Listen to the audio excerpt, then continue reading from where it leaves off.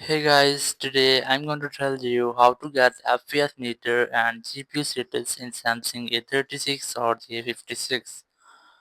If you are using A36 or A56 and now you want to get your FPS meter and your GPU status, let's see how can I do this. You just have to open your device settings. In settings, just scroll down and look for about phone section. Just tap on it.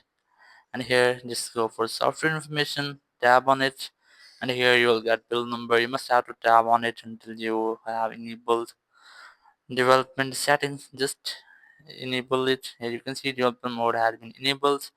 Now just go for main settings. Here just further scroll down and you will get developer options. Tab on it, and here you just have to look for a setting which is almost in the end, so you just have to scroll to end, and here just look for a setting which is GPU watch. You must have to look for that. Here start, just tab on it, and here you must have to enable the setting which is GPU watch. Just enable that. Here your some settings which you will get. You can easily add more features if you want. So let's see how can you use this. You just have to go to your home screen, and here you will get your FPS meter and GPU or CPU status. So that's how you can easily get FPS meter and GPU status in your Samsung A36 or G56.